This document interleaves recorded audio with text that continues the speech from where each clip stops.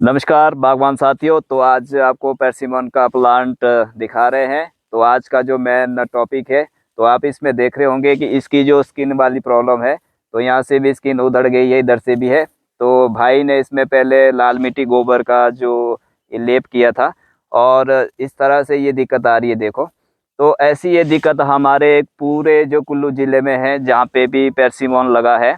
तो जापानी के कई प्लांट्स में ये चीज़ें आ रही। इसका मेन कारण है जैसे नीचे केमिकल की खाद डालना, और दूसरा मेन कारण है कि जहाँ पे ज़्यादा नमी होना, या जहाँ पे ज़्यादा मॉइस्चर या ज़्यादा कीचड़ रहता है।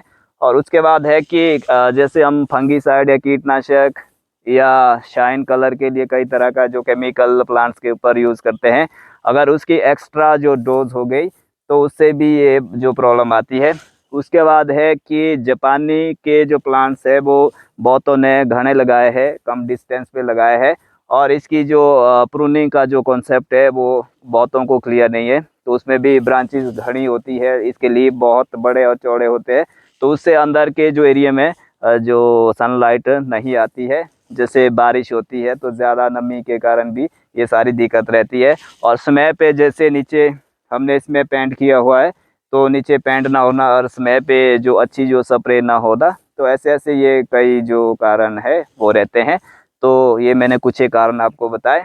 तो इसके ठीक करने के लिए, अगर तो पूरी ब्रांच में जैसे नीचे लगता है तने में कलर और पूरा जो ख़त्म हो गया है, तो उसको कवर कर पाना मुश्किल है, नामुमकिन है और जैसे कि थोड़ा जैसा हो तो उसको हम कवर कर सकते हैं। मतलब जो स्किन है वो एक साइड से कनेक्ट होनी चाहिए। अगर इस तरह का कई प्लांट है, तो अगर 20-25% तक आपकी प्रॉब्लम है, उसको हम ठीक करेंगे। तो उसके लिए हमारे पास में ये है जेंटा। तो ये हमारा ऑर्गेनिक जो कीटनाशक है और ऑर्गेनिक जो फंगीसाइड है, दोनों का जो मेल इसमें होता है। केमिकल में अलग अलग चीज़ें बनती है, तो ऑर्गेनिक में नेचुरल में जो चीज़ें सेम बनती है। तो इसका इस्तेमाल हमने बहुत जगह पे किया है। तो इससे जो है ये सारी जो दिक्कतें ठीक होती है।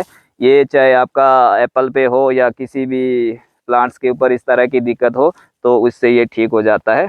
तो इसको मैं थोड़ा सा बताऊंगा कि ये कैसे लगाना है। इसमें पानी नहीं मिलाना है, तो सीधा ही इसको खोल के, तो जैसे मैंने थोड़ा सा इसको खोला हुआ है इधर, तो हल्का सा, तो ये तो मैं आपको दिखाने के लिए थोड़ा सा कर रहा हूँ। तो बाकी आपने खुद ही करना है ये चीज़ें।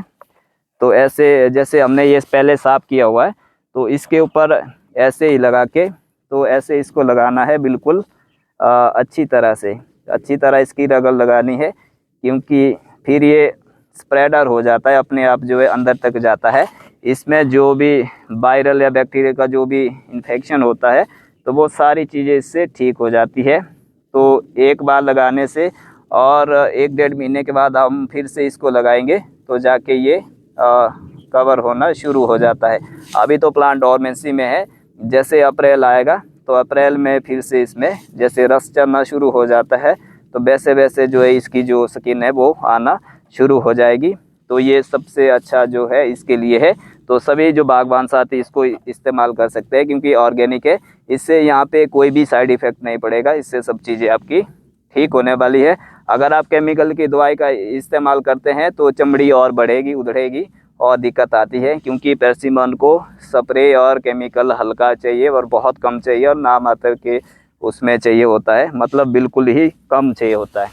तो दूसरा है, बहुत सारे बागवान साथी मुझे पूछ रहे थे कि हमारा जो नीम ऑयल है वो कब तक आएगा।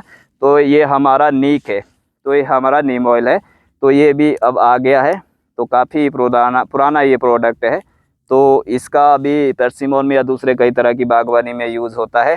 तो इसमें दो तरह की चीज़ें हैं, नीम और करंज। ऋषि और कृषि की जो परंपरा में हमने देखा है, पढ़ा है और इसका यूज़ किया है कि नीम और करंज का जो कीटनाशक है वो बहुत ही बढ़िया और बहुत ही इफ़ेक्टिव होता है। तो इसका यूज़ जो है अपना परसिमन में भी होता है, दूसरी चीज़ों में भी होता है। तो ये हमने लाया हुआ, ये बहुत ही अच्छी और बेहतर जो क्वालिटी का नीम ऑयल है। नमस्कार।